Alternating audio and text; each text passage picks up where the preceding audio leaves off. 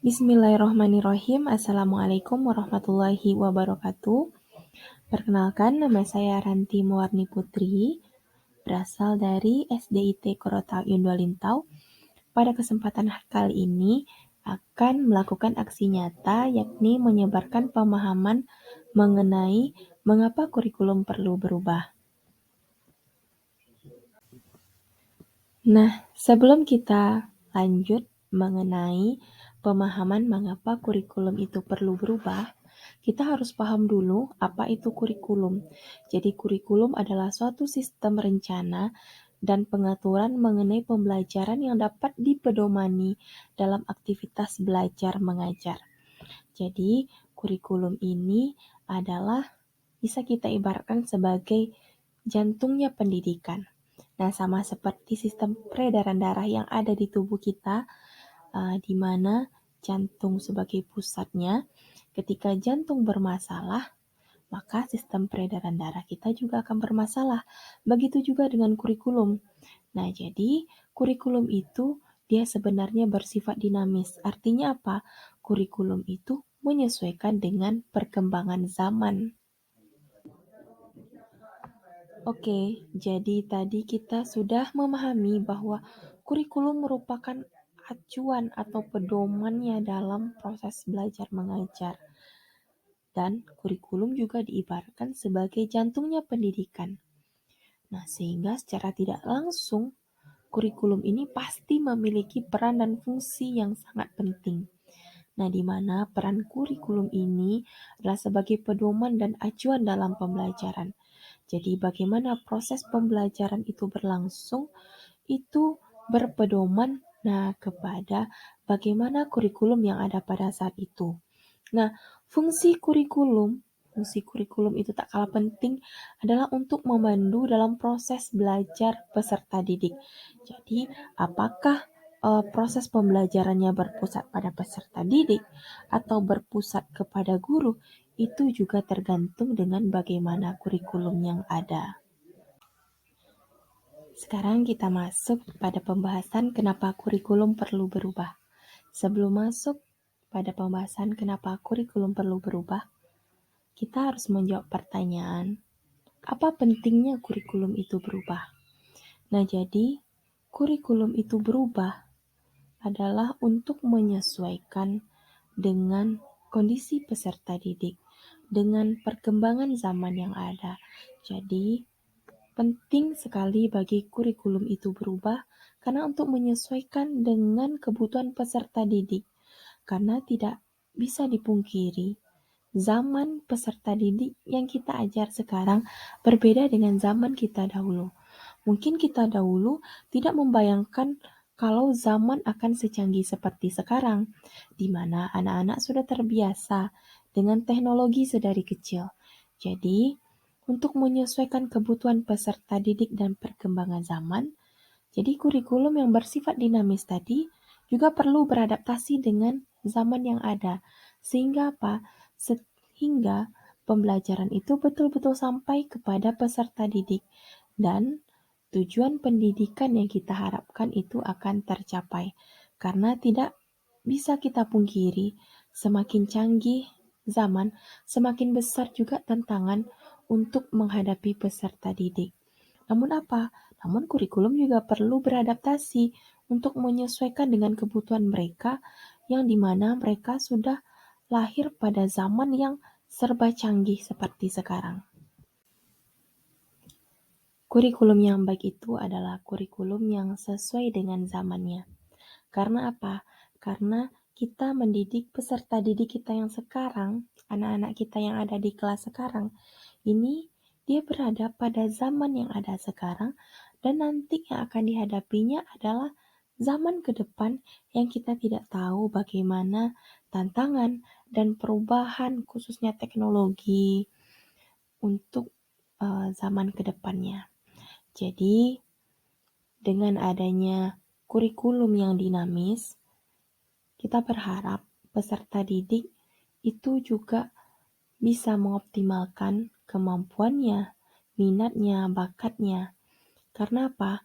Karena bisa jadi peserta didik yang kita ajarkan sekarang itu beda cara belajarnya dengan kita dahulu. Peserta didik yang sekarang mungkin dia akan bosan dengan metode ceramah-ceramah jika kita melakukan metode ceramah di kelas. Karena apa? Karena peserta didik yang ada pada zaman sekarang ini adalah peserta didik yang kritis. Karena dia bisa tahu banyak hal dari internet, dari media sosial, dan lain sebagainya. Jadi, kita perlu menyiapkan peserta didik yang ada pada zaman sekarang untuk bersaing di zaman berikutnya. Kita bisa contohkan dengan perkembangan teknologi contohnya. Bisa dilihat di gambar. Nah, jadi dulu itu ada mesin tik yang digunakan untuk mengetik. Nah, saya pribadi juga tidak pernah menggunakan mesin tik, namun dari cerita yang didengar, kalau menggunakan mesin tik itu ketika kita salah satu huruf maka harus diulang lagi, jadi benar-benar harus teliti. Pada saat zaman sekarang, kita bisa menggunakan laptop, iPad, dan segala macamnya untuk mengetik. Nah, ketika salah, kita tinggal tekan tombol backface atau delete saja. Nah, ini merupakan salah satu perkembangan teknologi yang luar biasa yang terjadi dalam kurun waktu tertentu yang kita tidak akan tahu bagaimana ke depannya. Contohnya juga dulu. Nah, dulu handphone yang ada itu adalah handphone yang dengan ukuran yang sangat tebal. Nah, dengan tulisannya yang masih hitam, layar kuning. Pada saat zaman sekarang, coba kita perhatikan dengan kualitas handphone yang di-upgrade terus-menerus. Nah, jadi tidak bisa dipungkiri bahwa perkembangan teknologi itu memang hal yang sedang kita hadapi pada saat sekarang ini. Tapi apakah perkembangan teknologi ini akan berdampak buruk? Tidak, justru perkembangan teknologi ini berdampak bagus dan terutama bagi kita seorang guru, perkembangan teknologi ini sangat membantu kita dalam proses mendidik peserta didik. Nah, jadi misalnya di kelas, kalau dulu kita prakteknya hanya dengan membayangkan gambar-gambar ketika benda itu tidak bisa dihadirkan di kelas. Nah, sekarang benda itu bisa kita saksikan melalui InfoFocus, LCD, dan lain sebagainya. Jadi, perkembangan teknologi ini kita manfaatkan untuk mengoptimalkan bagaimana jalannya kurikulum sehingga impian untuk menjadi generasi emas di tahun 2045 bisa dicapai oleh Indonesia. Nah, jadi perkembangan teknologi yang ada pada saat sekarang ini contohnya, ini merupakan satu bentuk dari kemajuan zaman. Nah, perkembangan zaman yang ada. Kita harus beradaptasi dengan perkembangan teknologi yang ada. Kita sebagai guru juga harus melek teknologi, kita manfaatkan teknologi karena generasi yang kita didik sekarang adalah generasi yang hidupnya di zaman teknologi. Jadi, secara tidak langsung kita harus memanfaatkan teknologi ini untuk menarik minat dari peserta didik supaya tujuan pendidikan kita tercapai. Satu lagi contohnya, kalau dilihat dari cita-cita, dulu kita waktu sekolah, waktu kecil, cita-cita kita mungkin hanya sedikit terbatas dari cita-cita anak-anak kita pada saat zaman sekarang. Cita-cita kita dulu menjadi guru, dokter, pilot, polisi, tentara, dan lain sebagainya. Tapi, coba kita tanyakan kepada peserta didik kita sekarang.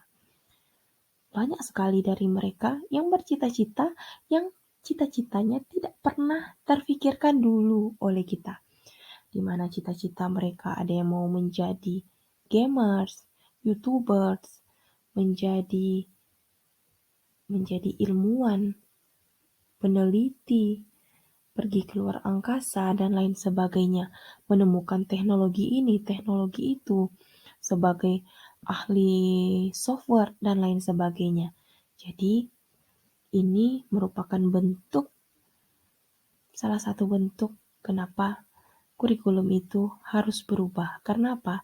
Karena kurikulum harus menyesuaikan dengan perkembangan yang ada dan dengan kondisi peserta didik yang ada pada zamannya. Mungkin sekian penjelasan mengenai menyebarkan pemahaman mengapa kurikulum itu harus berubah.